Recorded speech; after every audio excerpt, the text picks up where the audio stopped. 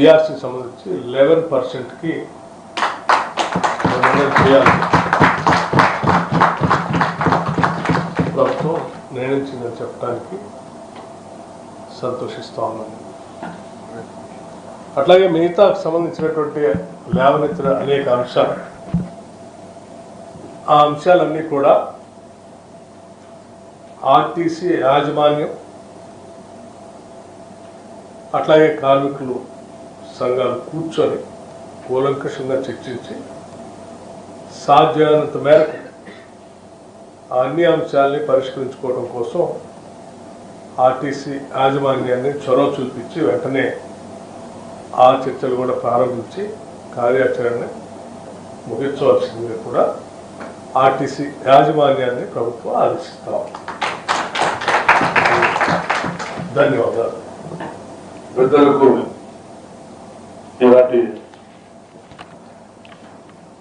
సమావేశంలో పెద్దలు, deputy CM గారు, ఆర్థిక శాఖ మంత్రులు, పెద్దలు, గౌరవనీయులు, అదేవిధంగా మన రవాణా శాఖ మంత్రి పెద్దలు పొన్నంరావు గారు, పెద్దలు సీనియర్ నాయకులు మంత్రి శ్రీధర్బాబు గారు, పెద్దలు, అదేవిధంగా వివేక్ వెంకటస్వామి గారు మంత్రివర్యులు, అల్లూరి అశోక్ కుమార్ గారు మంత్రివర్యులు, చీఫ్ సెక్రటరీ గారు మరియు వికాస్ రాజు గారు ప్రిన్సిపల్ చీఫ్ సెక్రటరీ గారు,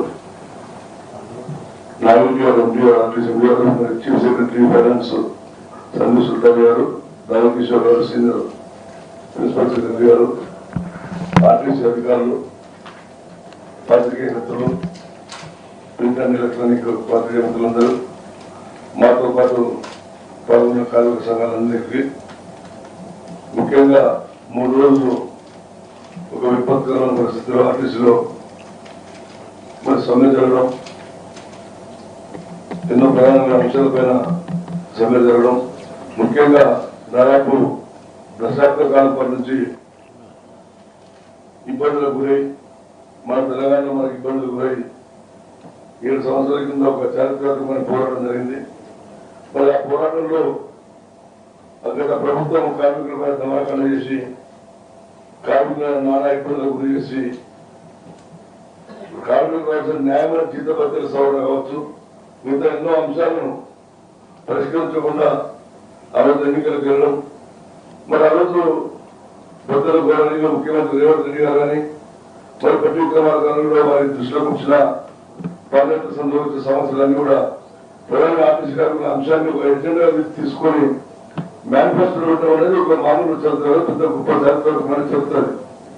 మరి వారికి చెప్పడంలో భాగంగా కొంత ఆలస్యం కావచ్చు, కానీ ఏం చేసినా ఒక పద్ధతి ప్రకారంగా చేయాలి. ఇబ్బంది లేకుండా విలీనం సంబంధించిన అంశం కూడా కమిటీ చేసేందుకు ఆంధ్రలో చాలా ఇబ్బందులు కొనసాగుతున్నాయి. ఇక్కడ పరిస్థితులు అలాంటి ఇబ్బందులు కొనసాగకుండా ఒక పౌరులుగా ఆర్టీసీలో యూనియన్ ప్రధానంగా కార్మికులు ఏమంటే యూనియన్ ఉంటే పెద్ద దిగులాంటి యూనియన్ ఉండాలని ఒక పెద్ద కోరిక ఉంది.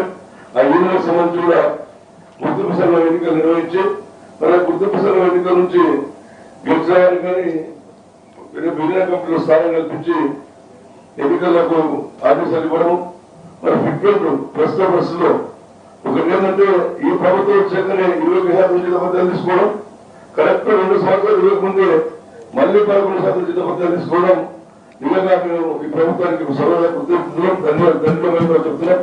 ఎందుకంటే మామూలు విషయం కాదు.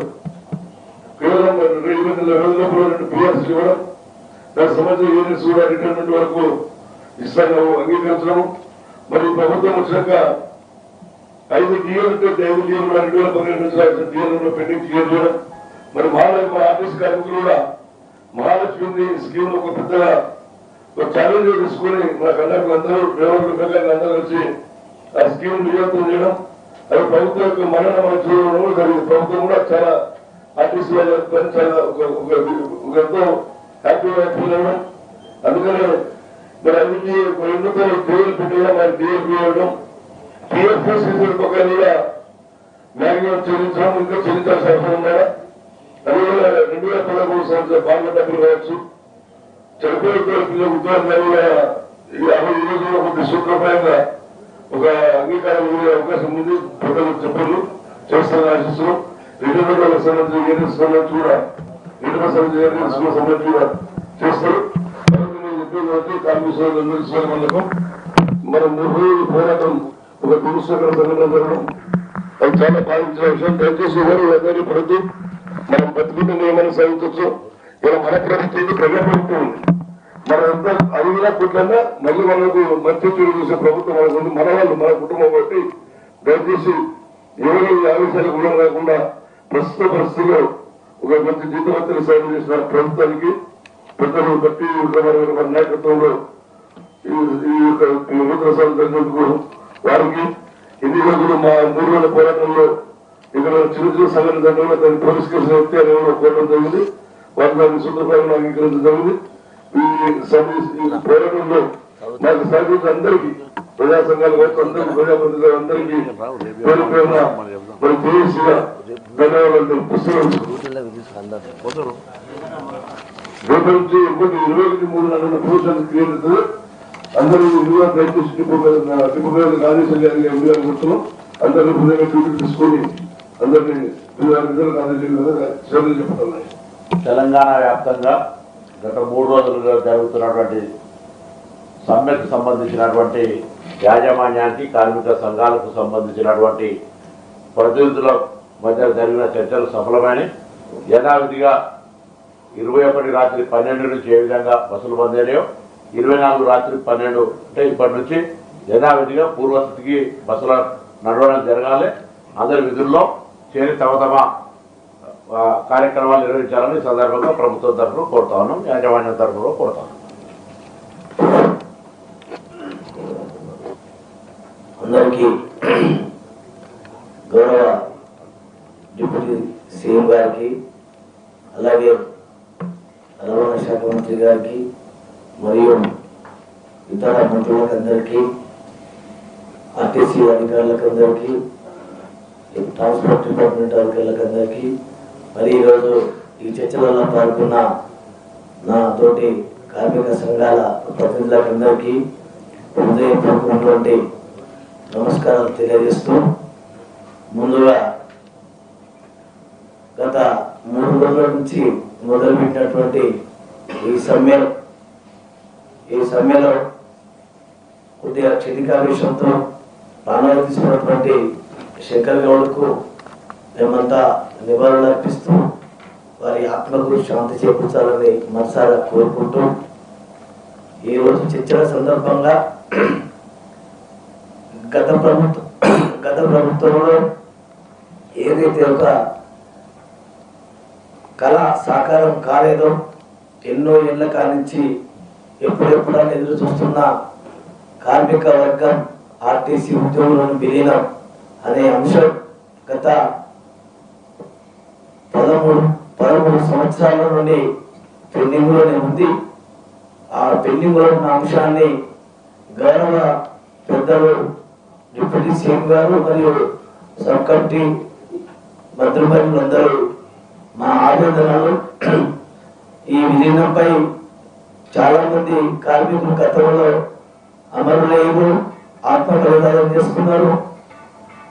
ఈ యొక్క అమరుల ఆకాంక్ష ఏదైతే ఉందో ఆర్టీసీ ఉద్యోగులను ప్రభుత్వంలో విలీనం చేయాలన్నటువంటి యొక్క ఆశయం ఏదైతే ఉందో ఆ ఆశయాన్ని ఈరోజు తీర్చడం కోసం కాంగ్రెస్ ప్రభుత్వం ముందుకు వచ్చి మా కళ సాకారం చేసే దిశగా ఈ రోజు ప్రభుత్వంలో విలీనం చేయడానికి ఈ రోజు ఒక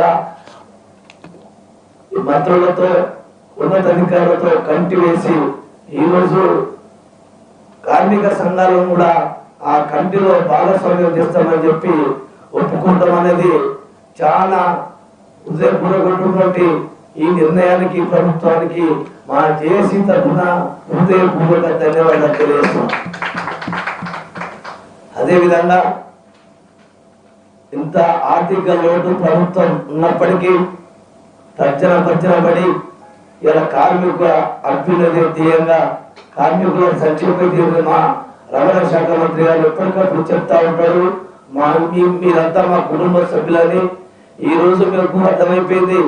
ఈ రోజు మమ్మల్ని ఒక కుటుంబ సభ్యుల లెక్క దగ్గర తీసి మన ఆర్థిక శాఖ మంత్రి గారిని ఒప్పించి మెప్పించి సరే కొంత ఇబ్బందులు ఉన్నప్పటికీ ప్రభుత్వం ఆర్థిక ఇబ్బందులు ఉన్నప్పటికీ 11% పిఆర్సీ ఇచ్చి ఆర్థిక వెసులుబాటు కార్మిక వర్గానికి కల్పించినందుకు మంత్రివర్యులకు, అలాగే ఉప ముఖ్యమంత్రి గారికి, ఆర్థిక మంత్రి గారికి, మా రవాణా శాఖ మంత్రి గారికి, అధికారులకు అందరికీ పేరు పేరున హృదయపూర్వకమైనటువంటి ధన్యవాదాలు తెలియజేస్తున్నాం.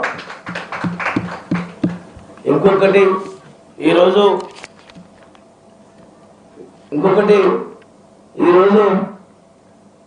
2019 నుంచి ఈ రోజు వరకు ఆర్టీసీ కార్మిక వర్గం అంతా ఒక బానిసత్వంగా ఉన్నటువంటి సందర్భం.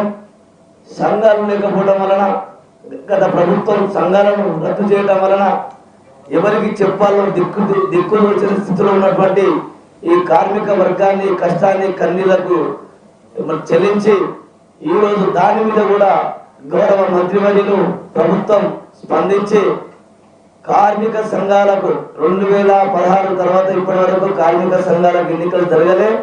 ఇలాంటి సుదీర్ఘమైనటువంటి